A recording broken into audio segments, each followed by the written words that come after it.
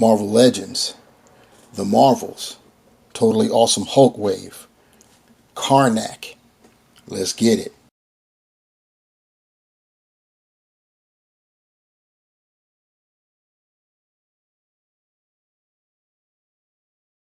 What is good, my peeps? It's the Ruckus back at you again with another action figure review. We're just trekking along with the Totally Awesome Hulk / The Marvels wave.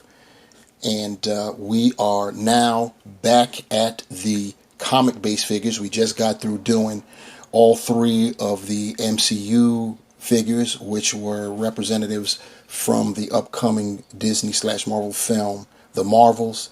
We did, in order, Photon, Captain Marvel, and Miss Marvel is how we wrapped it up. And we kicked all of these reviews off with Iron Man, the Hero's Return version, as it was the only figure in this wave that doesn't come with a Build-A-Figure piece, so I figured I'd knock him out right away.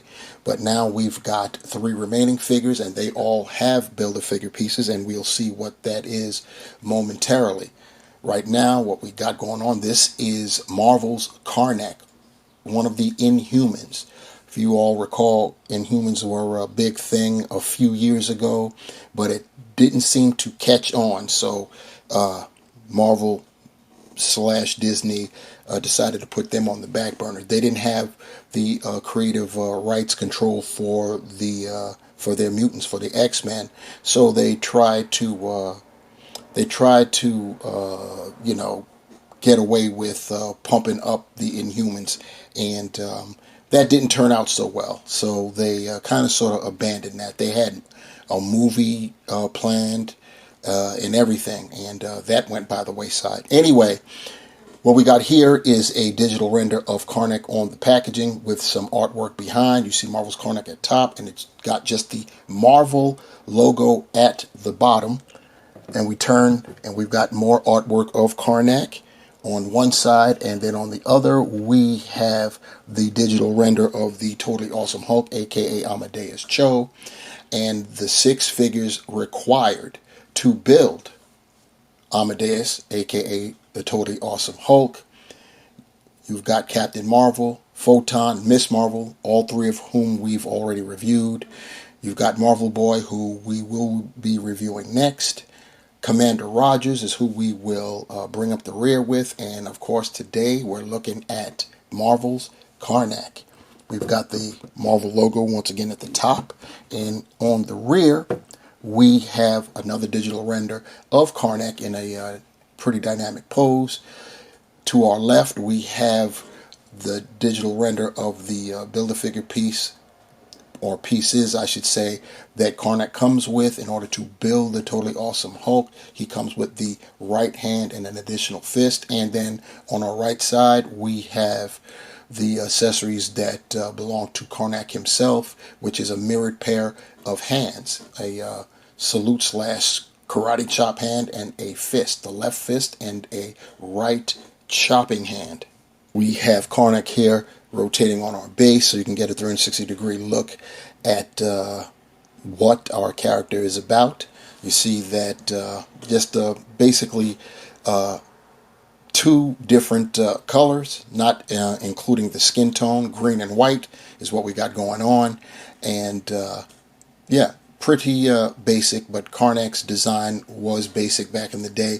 It's a little bit more intricate the way how he is designed and drawn today, but one of the things that stands out to me right away is the buck that Karnak is on. This is the Pizza Spotty buck, and it's drawn a lot of controversy.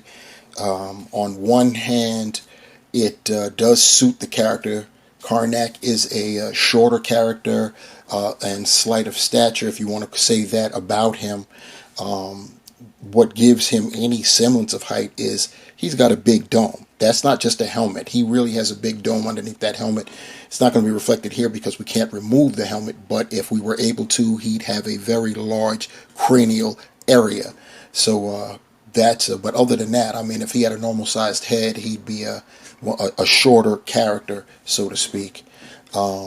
Another thing about Karnak is, believe it or not, he never underwent Terrigen, so he has no additional abilities. His abilities to find, locate, and exploit the weak spot on anything was self-taught, as well as several martial arts disciplines. So he is very formidable. He can crack Iron Man's armor, but to me, that's no impressive feat, because these days anybody can crack Iron Man's armor. And yes, that's shade to Marvel and to the character for reducing him to that point where he may as well not even be wearing any armor at all. But this review isn't about Iron Man; it's about Karnak. I saw in a review somebody else reviewed this character, and they stated that he has been able to fell the Hulk by finding his weak spot, and I have to call BS on that. They've only faced one another one time before. It was back in the 70s, and Karnak did indeed find the Hulk's weak spot, which is right dead center in the Hulk's chest. We all have that weak spot, the spot on our chest that there's just a layer of skin over our chest bone, and that was the weak spot. Karnak tried to exploit it, and it did nothing. The Hulk just laughed it off and swatted him away, but Karnak was able to tell Black Bolt about it, and Black Bolt was able to do some damage to the Hulk. So he still wasn't able to knock the Hulk out. He was able to put him down momentarily until Greeny regained his wits about him, and then came back at the Inhumans. And as you can imagine, more pissed off than ever. But yeah, that's Karnak's ability to do that, and they were all self-taught. Once again, he has no powers that were granted him via Terrigen. As previously stated, Karnak comes with the right arm to build the totally awesome Hulk. We'll set it aside to until we amass all the pieces, and then we will build the Hulk. Here's that right fist. That also came with Karnak, so you're able to change out the totally awesome Hulk's hands to give him, some punching power. As far as the accessories for Karnak, he comes, as stated, a pair of mirroring hands, a right chopper, and a left fist. Getting a close-up of Karnak. Now that I've got him close up, his helmet looks exactly like that. It looks like a helmet. Like it's just fitting right over the top of his dome. Crazy. But you see that it's molded in a green. Looking at his face, he's got the mask, pupilless eyes going on, all white. He's got the Groucho Marx, or what was my man's name back in the Zorro mustache going on. Nice paint for the teeth, so pretty cool. Then you can see that the torso is molded in green, whereas the butterfly joints right there where they meet the shoulders, they're painted green, but the arms are molded in white. He's got the wristbands, and they're green, and of course you've got the hands, the flesh tone color, and he's got the palm. They're not brass knuckles or anything like that, but they're, he's got them around there on both sides, and they're pretty cool with the green. Then going down, he's got the skirt, which is a floating piece right there. So hard plastic, so that will it may impede some, we'll see. And then of course the legs molded in white until you get down into the calf area, and they're painted green there, and the shoes are of course green. And looking on the back, nothing's really going on back there at all, so putting them back to the front, and that is our guy Karnak. Getting a measurement of Karnak, we've got him, he's coming in at 6.5 inches tall. Once again, that's because of that dome. If he had a normal sized dome, he'd probably only ride at about 6.25 inches tall. But hey, big head guys need love too. As far as his articulation goes, his head is on a ball peg. He can look up that much. Hook down way that much. You got some attitude going on, and of course he can swivel 360.